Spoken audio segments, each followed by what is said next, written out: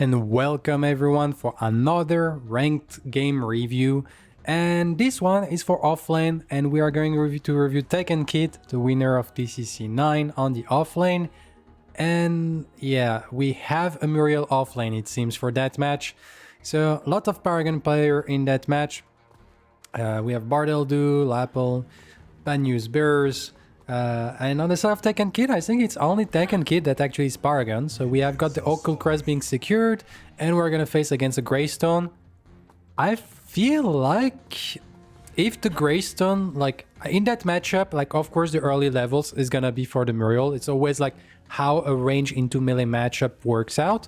But I feel like Greystone has good potential to actually kill a Muriel if he managed to navigate his early game correctly, because once he stick to the Muriel has nothing to get away besides her ultimate. So I feel like that should be a matchup heavily favored for the Greystone if the Greystone like play the early game correctly and get like a good timing when he's finally stronger.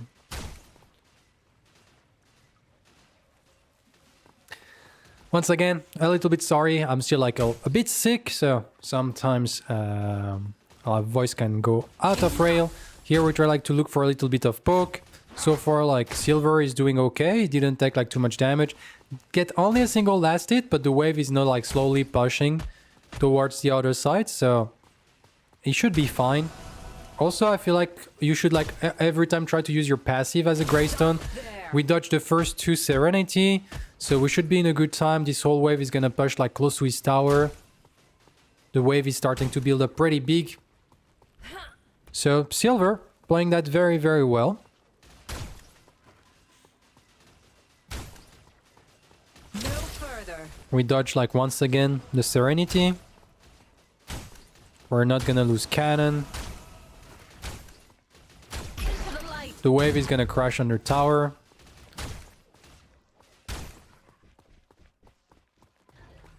And it's before like the Cyan buff spawns, so that means that we should be fine. TekkenKid is gonna take advantage of that situation to maybe rotate, look for something on the map.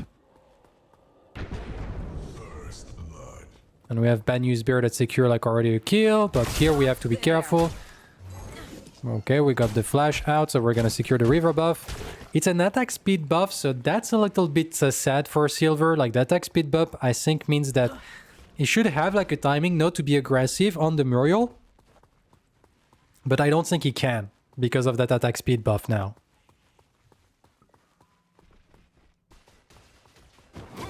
He's gonna try to jump in.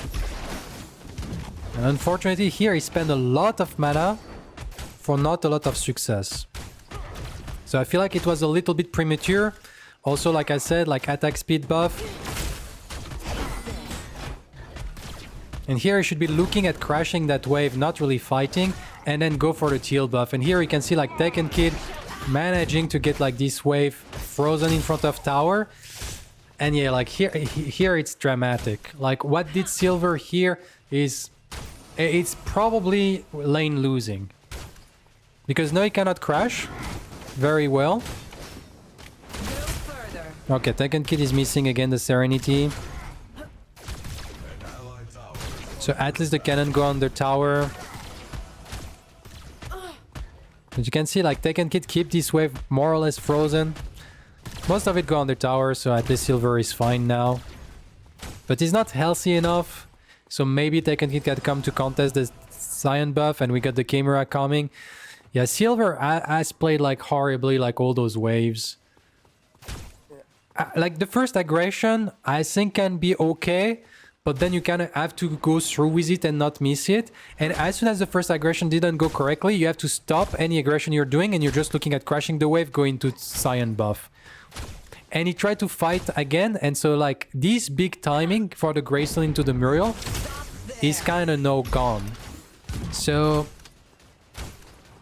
perfect execution in the early levels, but you can see like in the melee to range matchup, it's very, very important to always do like the right thing. Here you can see he also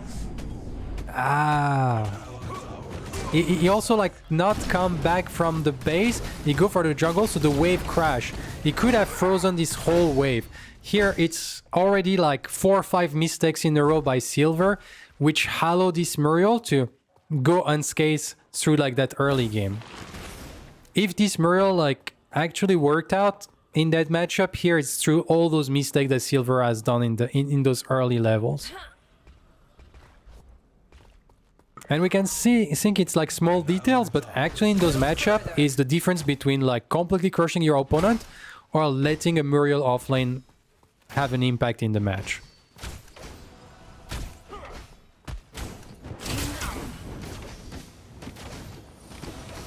So we got the level 6, we're ready to impact the whole map. Now with the Muriel. There. And we're gonna look for some poke.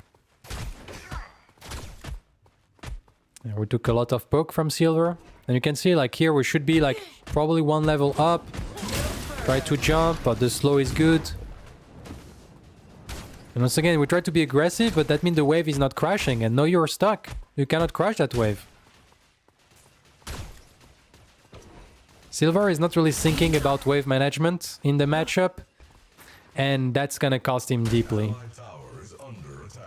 And TekkenKid is doing like the perfect job to make the life of Silver complicated.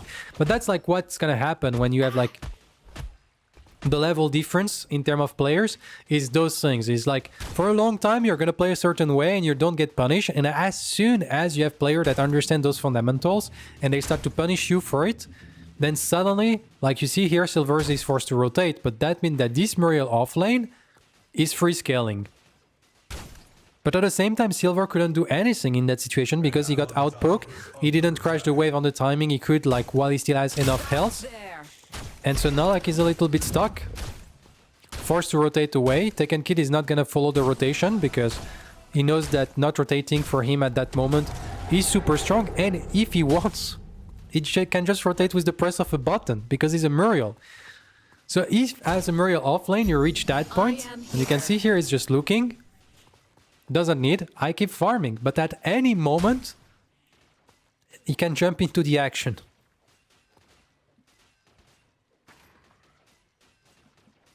And here like Silver is taking like a big like deficit. You can see 64 CS to 38. TekkenKid playing well, Silver not fully playing well. Here, good punishment though, but that's it. Like you see, it's 0-0 in that offlane matchup, but TekkenKid is so far ahead because TekkenKid has done like very, very good action so far, while the rest has been like pretty good. And we're gonna get the shield, Banyu's Bear flashing, we're gonna get the flash from Predecessor, and that's gonna be like a good trade. That's gonna be a lot of damage on his tower though, but he secured 2 assists, save one of his teammates. Still pretty far ahead on CS, 20 CS up. And now we finish Prophecy, Longbow, and in offlane, once you're slightly ahead, it's so hard to catch up for the opponent.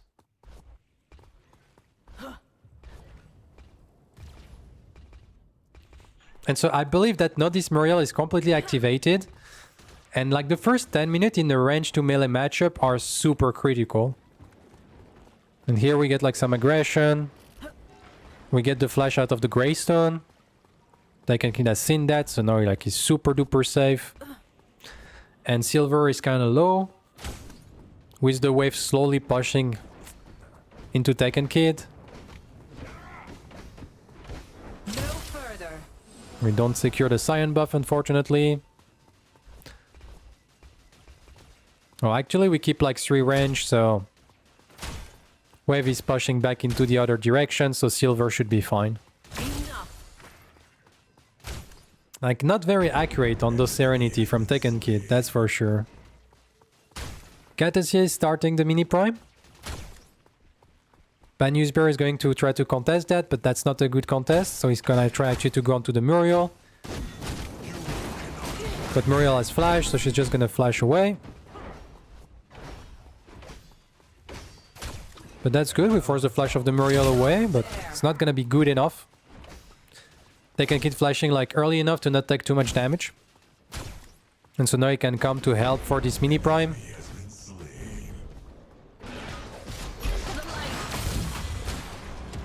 Actually, Banyu's Bear stealing that mini prime, out hunting Predecessor. Now they're turning onto the Muriel. Muriel taking a lot of damage. Get the ultimate out and gonna end up dying. But that should be a cleanup from his teammate, that's for sure.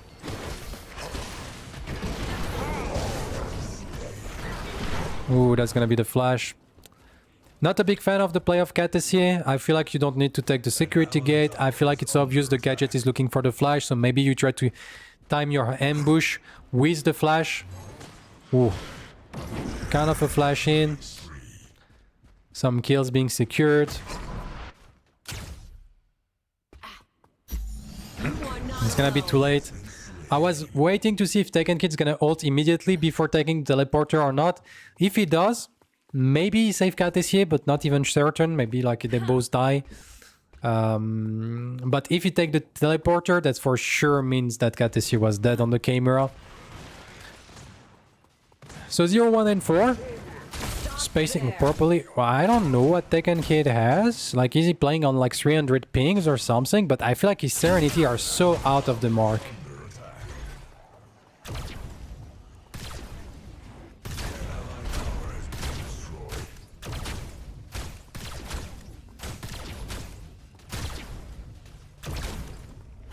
So how are we in terms of CS? Like 87 to 64, we're still pretty far ahead from Silver.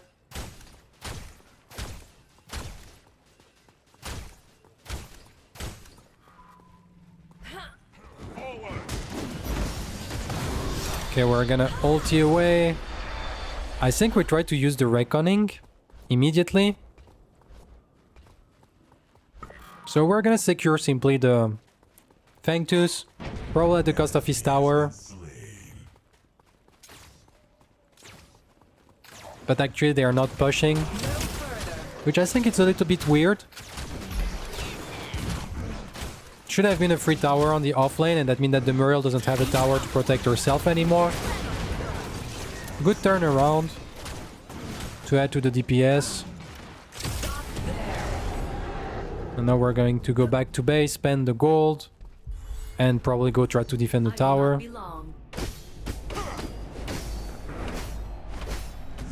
I feel like this tower for sure should have gone down. Not a big fan of the play from the Dusk team. A little bit slow. Now it will be a bit awkward. I think we still get this tower, I think, because there is a lot of minion, but that means Silver would have to take a little bit of damage. Actually it does not, because TekkenKid is not really landing any Serenity so far. So we're maxing the Consecrated Ground second. I feel like probably in offlane I could consider maxing Alacrity second. Especially since there is like a lot of like melee character, Greystone, Zarus, that you want to create space.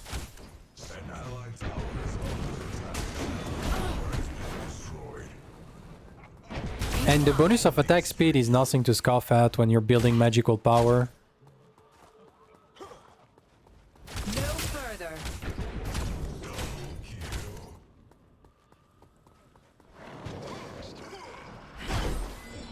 Okay, we got the bonus. Flash after flash. Force the ultimate. Ultimate was on cooldown, so we're gonna get the kill. Maybe we take this tower. We don't have a lot of mana on the Muriel, so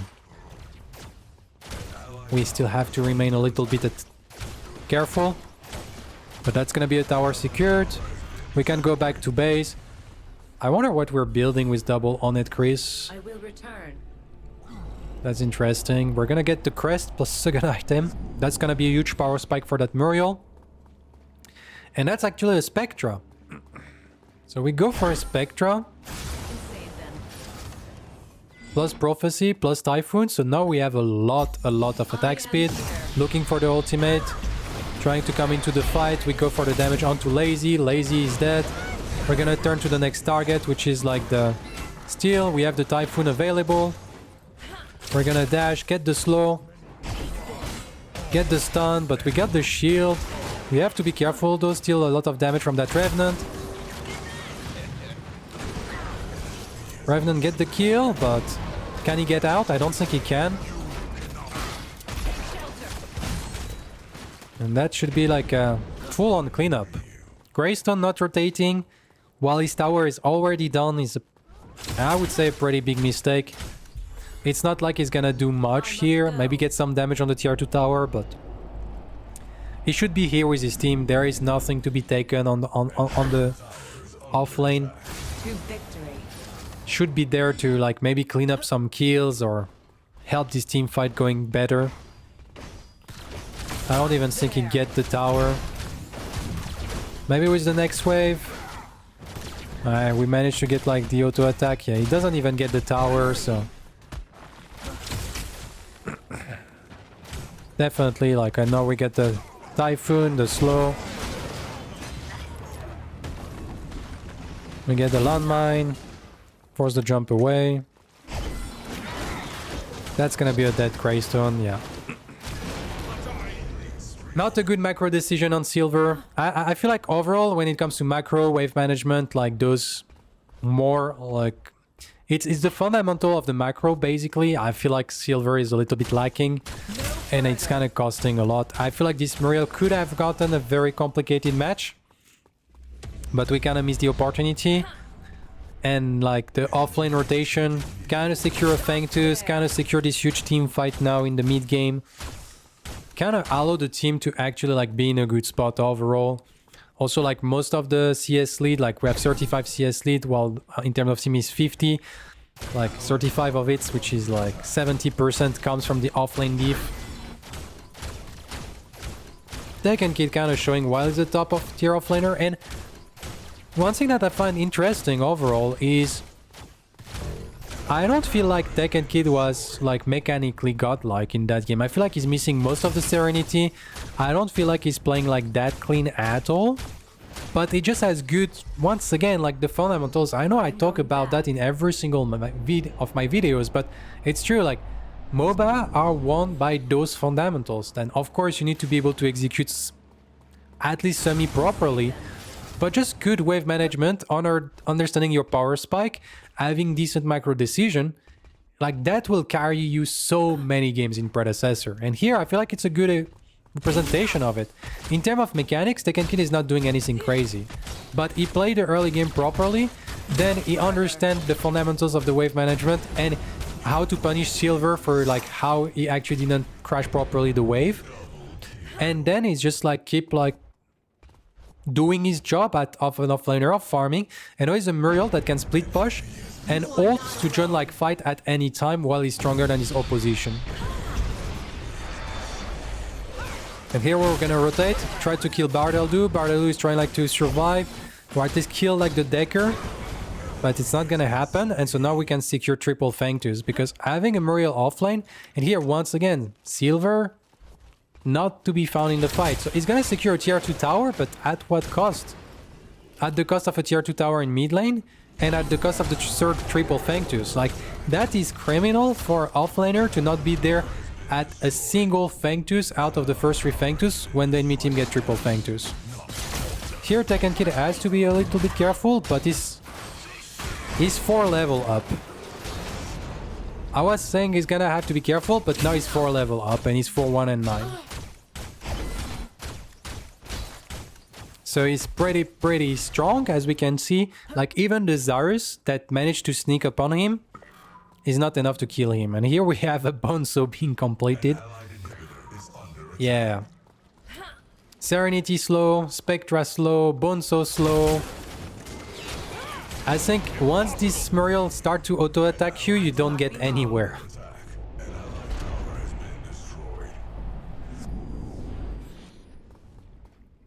So I kind of like the idea of the build. I'm not sure how much it's like really viable. Like I really feel like this Greystone should have snowballed the game, because I feel like Greystone into Muriel can really punish the Muriel. Of course the Muriel probably outscale the Greystone at some point, but you can have so much impact, like having a Muriel offlane and be 3-0 on the Fang Tooth. I feel like it's there was some mistake made, and we have seen like the mistake, but once again, if your opponent makes mistake, you should punish them, and TekkenKid did that wonderfully. He also like accepted to lose these 2 towers because overall that created so much more for his team. So if your opponent decided to keep split pushing to the point he gets your 2 tower, like don't remain stuck there and just like create some space somewhere else on the map, and at some point you will be so far ahead that you're gonna get those tower back.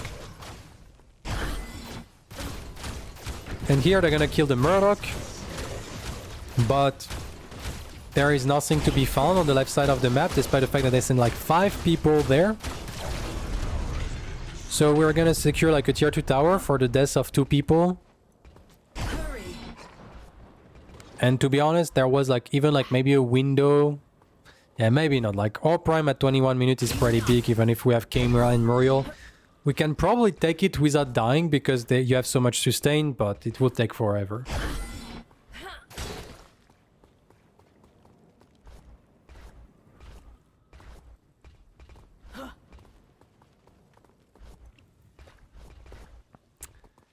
So, I guess now like the next point will be to try to get this Orb Prime. I feel like I would love to see TekkenKid split pushing on the left side instead of that Decker, because he has ultimate to come for the fight. So here I think that would have been like a good moment to go there, because that's the last tier 2 like still available on the map.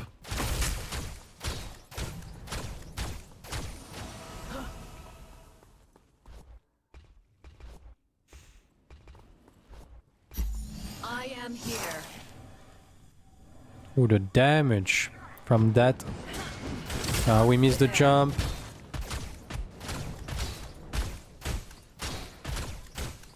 That's something that is kind of tough. Like, you need to be very precise with that jump on Greystone, and it's not easy to do. And we're gonna go for the ultimate to try to save the teammate, turn this fight around. That's gonna be the Steel being dead. Everyone is kind of low on HP. Now we can press forward. And the rotation is pretty fast because that's a Muriel. And now we get the rotation from the Greystone. It's not gonna be good. It's probably a dead Greystone. And here we can probably, like, we don't have our jungler, so I think we can apply pressure on this mid inhibitor, and then when the jungler is up, we can go for the Orb Prime if we want. Ooh, very nice stun by Ayer. I feel like we got good damage on the Zarus, but I feel like we could have gotten the inhibitor if that snipers was actually like targeting the inhibitor instead of the Zarus. And if the Zarus was going in, he would probably be dead instantly because Muriel plus Murdoch damage would be too much. So when he's in those situations, like here the Zarus was just buying time, and so we ended up not taking the inhibitor, which I think is a mistake. So we're gonna get back to base. We finished the Magnify as a force item, so we are the only person 4 item up. Actually does. Murdoch as well. Well, Murdoch is also 12 and 3. And now we're gonna try to go apparently for this Primal Sanctus with Muriel passive plus like the Onyxian Quiver on that Murdoch. Like, this objective is gonna go down very, very quickly, but the enemy team is actually trying to do the Orb Prime, but they just started it, so... That might be dangerous, because Primal Sanctus is finished, the Decker is already, like, looking. We get the Muriel that take advantage of the Decker to try to go in, and try to get as much damage as they can. That's gonna be a dead... They gotta secure it. Oh, the Tesla Dome is not perfect, so we're gonna survive. And we're gonna clean up like most of it. Only 2 people are alive, but at least the Orb Prime is out of the map. So it's not like horrible for the Dusk team. But I love the heads up play. The Decker was close, so... Ooh, nice stun. Forced to flash away. Probably gonna have to reset here.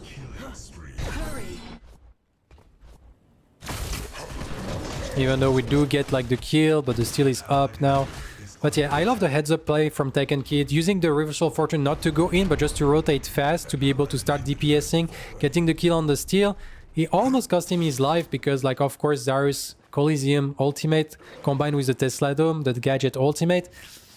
It should fry anyone, but unfortunately it wasn't perfectly placed, so TekkenKid can survive in a little small position. And so that means that he doesn't get killed fast enough. And so here, since he had to go back to base, but enough to get like the Scalding Scepter, so working towards the Caustica, he's not gonna go for the split push because like that's the best thing you can do as in Muriel going from here. We don't have the ultimate, so we cannot like join immediately teammate.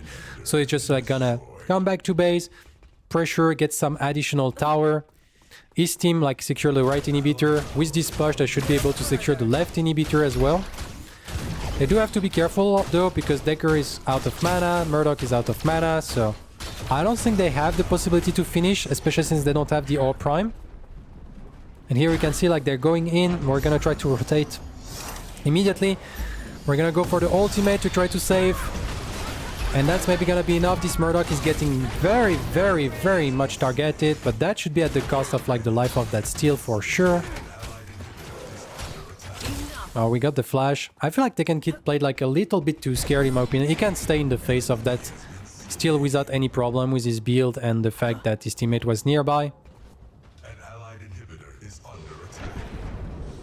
And so in the end, I don't think we're gonna secure this inhibitor. So the fight didn't go so well, which happens.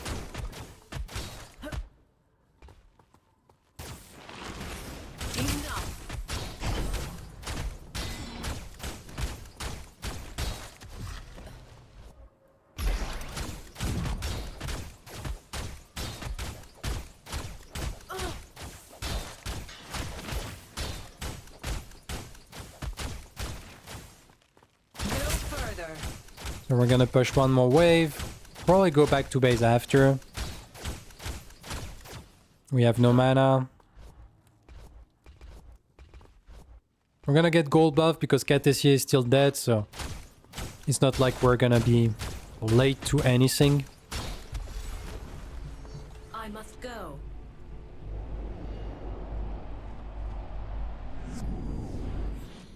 So that's for sure.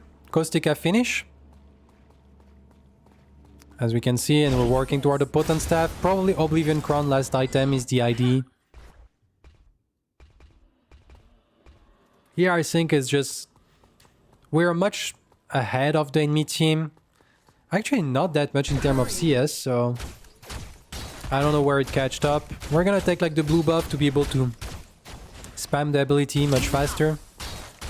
But I guess like the idea will be to secure some objective. We can still split push. As you can see like here, TekkenKid is split pushing because he has a Reversal of Fortune to join any team fight. This Decker is going like very, like trying to help. Like the Howitzer a little bit too deep, I think. Here it can be risky to try to go in, so TekkenKid decide to not go in. Howitzer and Decker. Well, Decker trying to save the Howitzer a little bit too deep. No need to expose yourself when you don't have vision of the enemy team in that situation. Here you just had to play slow, wait for the enemy team to like show on the minimap, and then you can play.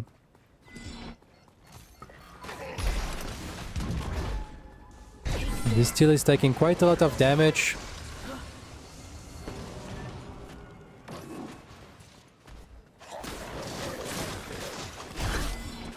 So here we kind of have to wait for the Howitzer and the Decker to be back up. But since we have two inhibitor up, we can still like have an aggressive positioning on the map. We're gonna try to start the Primal Fangtooth,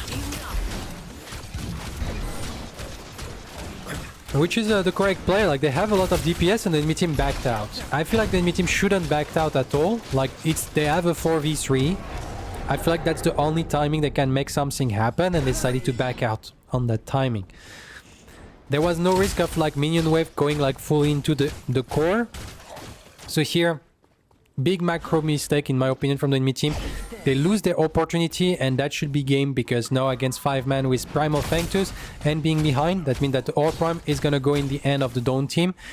And after like Primal plus Orb Prime, well, being behind and triple Fangtooth, I don't think there is anything they can do. Here we're gonna try like to be aggressive, get as much damage as we can. And here they're just gonna win the game. But it's not really like about those fights happening. They lost the game on the macro decision of not fighting more aggressively in the mid lane once they do the double pickup and they had the small window. So here they're just gonna like they kill almost everyone. The enemy team decided to surrender, and that's gonna be game. So Muriel Offlane, 7-1 and 16, looked strong, but I would temperate a little bit that statement because I feel like the TekkenKid was allowed to exist in that game as much as he did because we have seen that Silvers was lacking a little bit in fundamentals in that matchup. Of course, it's not like a usual matchup that we see, but I feel like with a Greystone, like he played the first 3 level perfectly, but then he didn't play correctly, like crashing up the wave or like aggressing on the right timing. And then that allowed TekkenKid to start freezing. And as soon as he started freezing, the game was over for the side of Silver, which forced him like to start rotating, but you cannot out-rotate the Muriel. And suddenly you play in the strengths of the pick and everything goes south. So a little bit of a different offline match. I hope you enjoyed it and I will see you in the next one.